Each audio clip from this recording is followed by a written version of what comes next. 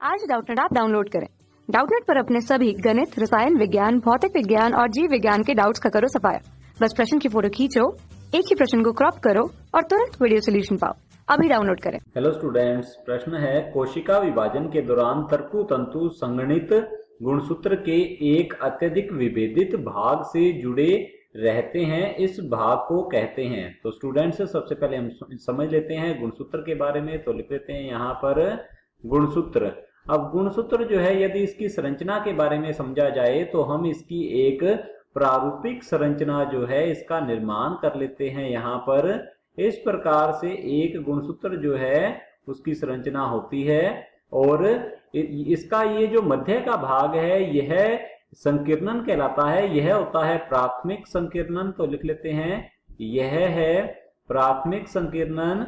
यह दबा हुआ जो भाग है यह प्राथमिक संकीर्णन कहलाता है और इस प्राथमिक संकीर्णन को कहा जाता है गुणसूत्र बिंदु। तो लिख लेते हैं हम यहाँ पर इसे गुणसूत्र बिंदु के नाम से जाना जाता है।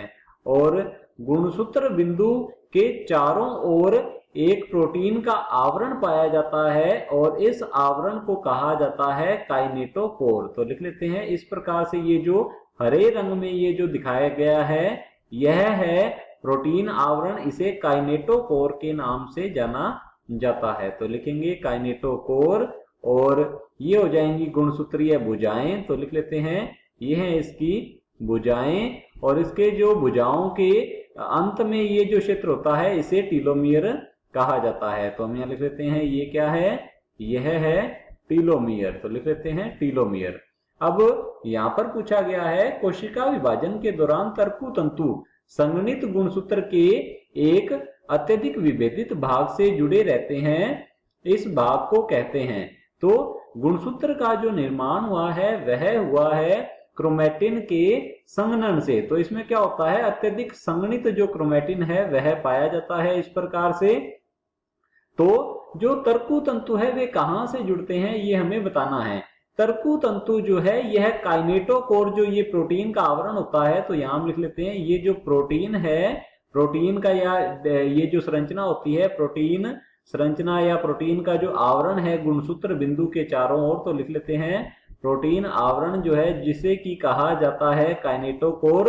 तो काइनेटोकोर से तर्कु तंतु जो है ये जुड़े रहते हैं। तो हम यहाँ लिख लेते हैं, तो यहाँ लिखेंगे तर्कु तंतु जो है ये काइनेटोकोर से जुड़े होते हैं और तर्कु तंतु काइनेटोकोर से जुड़कर जो संतति अर्धगुणसूत्र हैं इन्हें पृथक करने में सहायता करते हैं और इन्हें विपरीत ध्रुवों की ओर खींच लेते हैं।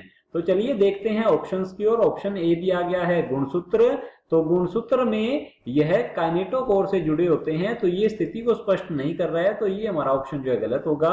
ऑप्शन बी दिया गया है परिसूत्र बिंदु। तो परिसूत्र बिंदु या क्रोमोसेंटर जो है यह हेट्रोक्रोमैटिन होता है। यह केंद्रक में पाया जाने वाला अत्यधिक संघनित जो क्रोमैटिन होता है, जो कि डेंसली या फिर हम कह सकते हैं अत्यधिक गहरा स्टेन होता है या फिर अत्यधिक गहरा अभिरंजित होता है, वह हेट्रोक्रोमैटिन ही होता है। तो इस केंद्रक में पाए जाने वाले अत्यधिक संघनित और अत्यधिक गहरा जो अभिरंजित ये जो क्षेत्र होता है इसे कहा जाता है परिसूत्र बिंदु। तो ये हमारा जो ऑप्शन है ये गलत होगा, क्योंकि परिसूत्र बिंदु या क्रोमोसेंटर से तर्कु तंतु जो है ये नहीं जुड़ते हैं।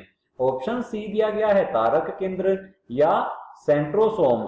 तो तारक केंद्र जो है ये क्या करता है, यह तर्कु तंतुओं का निर्माण करता है।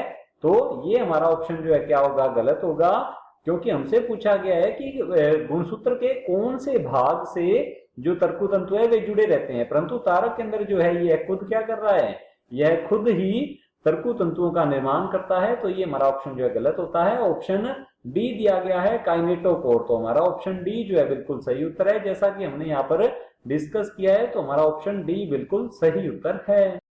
कक्षा 6 से 12वीं से लेकर नीट, IIT, JEE वो एडवांस के लेवल तक 1 करोड़ से ज्यादा छात्रों का भरोसा। आज ही डाउनलोड करें डाउटनेट ऐप या व्हाट्सएप करें अपने सारे डाउट्स 8400 400 400 पर।